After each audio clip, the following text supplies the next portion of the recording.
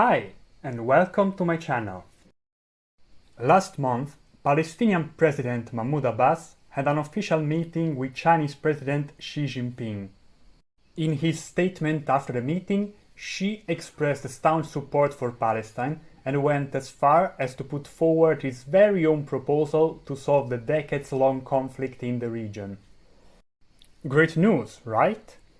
After all, if China can make Iran and Saudi Arabia sit at the peace table and maybe end the conflict in Yemen, why shouldn't they be able to do the same with Palestine? That's a very good question, which I'm going to answer in this video. I am going to dissect Xi Jinping's peace proposal point by point and explain why it is useless, unfeasible, unjust, and maybe even counterproductive. And since there is really a lot to unpack here, let's get started. The first key point of the Chinese peace proposal is the establishment of a fully sovereign Palestinian state within the 1967 borders and with East Jerusalem as its capital. This is nothing new.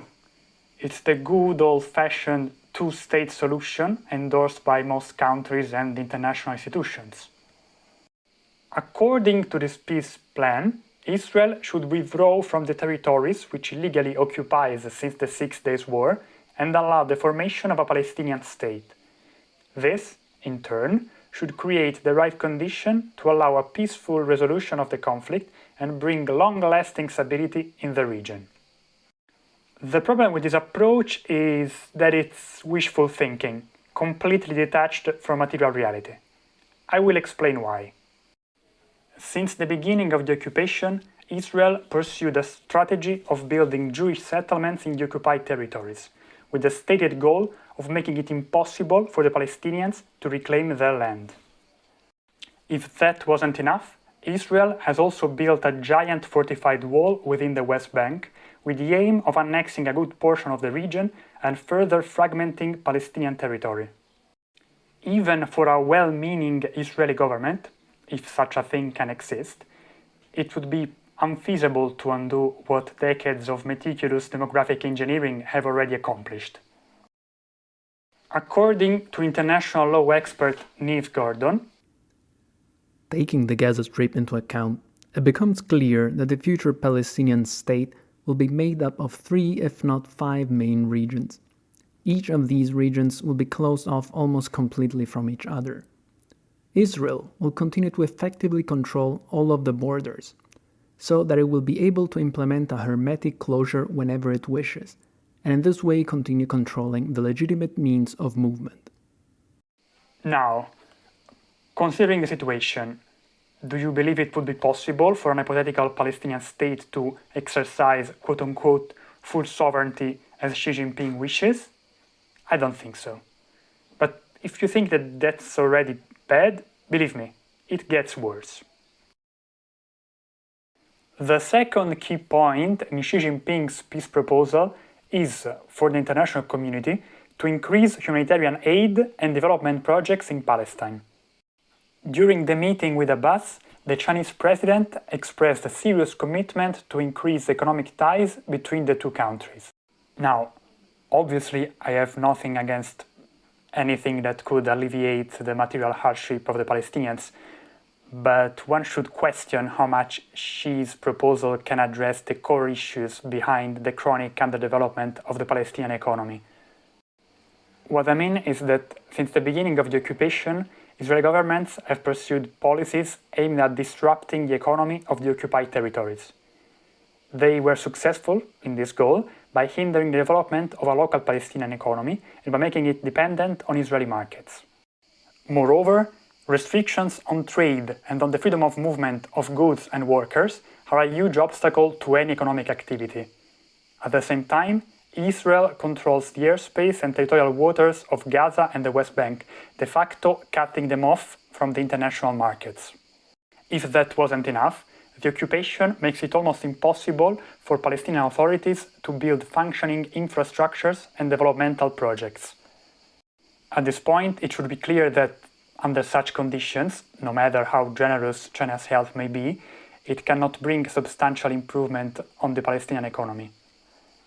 And even if, in line with China's peace plan, Israel were to unilaterally withdraw from the occupied territories, which is very, very unlikely, and allow the formation of a Palestinian state, there would still be structural obstacles to Palestinian development.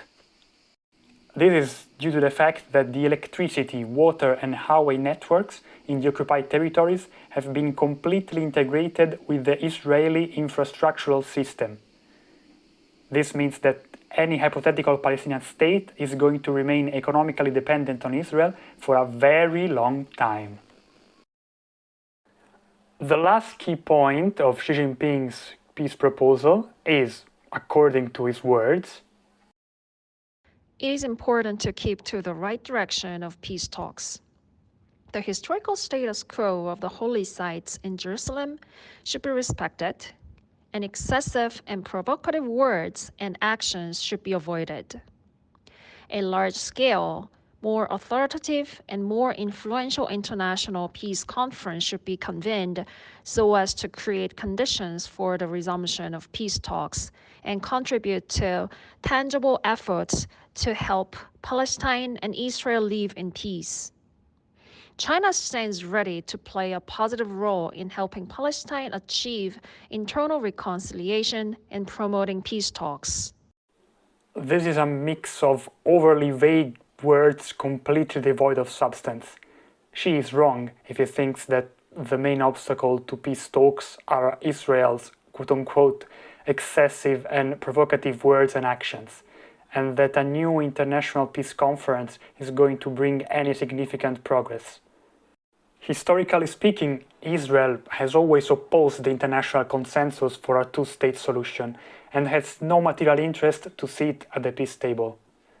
Israel thrives in this state of perennial conflict, in which the dispossession of the Palestinian people and the exploitation of its natural resources can be justified by the need to fend off the ever-looming, alleged existential threat to its existence.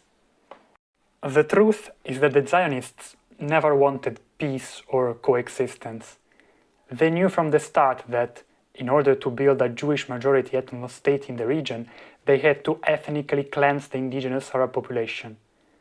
And they also knew that such large-scale violence would have been possible only in times of war. When the State of Israel was formally established in 1948, its leaders never formally accepted the international recognized border of the new political entity, because they knew that the end goal of Zionism is to establish a Jewish state in the entirety of Palestine, not just in part of it. So, no, there is no way in which Israel and Palestine can live in peace, at least not as long as Israel remains a settler colonial ethno-state, which means as long as Israel remains Israel. And since Xi Jinping apparently fails to recognize this, his peace plan is doomed to fail.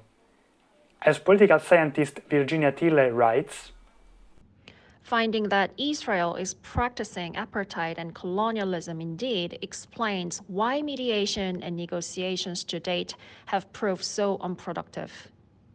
For at least 30 years, the liberal model of conflict resolution has uncritically adopted the Israeli government's claims that its main concern is fear of Arab attack. Hence, peace talks have focused on improving Israel's security, or at least the government's sense of it, and addressing what are assumed to be mutual hatreds. This approach has inspired the ream of projects to forge Israeli-Palestinian agreements on matters such as border controls, as well as encourage dialogue at various levels, from summit meetings among heads of state to summer camps for Jewish and Palestinian youth. The general goal of all these measures was to build mutual confidence and understanding. And yet, despite ephemeral flashes of seeming accomplishment, none has had long-term benefits or even deflected Israel's policies in the occupied territories to any meaningful extent. in summary, why am I convinced that Xi Jinping's support for Palestine is just empty rhetoric? Firstly, because his peace proposal is weak, detached from reality, and rejected by the vast majority of Palestinians. But more importantly, because he claims to want justice for Palestine, and at the same time he does not address the root cause of the injustice, the settler colonial nature of the Israeli apartheid regime. As I have shown in this video, as long as Israel exists as a Jewish majority ethno-state, there can be no peace in the region. Talking about peace and justice is easy. What it's not easy is to do what needs to be done in order to bring justice. Israel is not going to cease its systemic oppression unless it's forced to. And just like with apartheid South Africa, that requires to apply a huge degree of political and economic pressure. But is China ready to give up billions upon billions of dollars of lucrative trade with Israel in the name of justice? Is China ready to risk even more tensions with the West by openly antagonizing the Israeli state? No, I don't think so. I think that China has too much to lose and not much to gain by fully supporting the Palestinian cause. Which is kind of understandable, considering that China has a lot to deal with at the moment. What is less understandable, in my opinion, is the obscene LARPing of a government who claims to support Palestine while playing both sides. You can't have justice for Palestine without antagonizing Israel. Anyone who says otherwise is lying.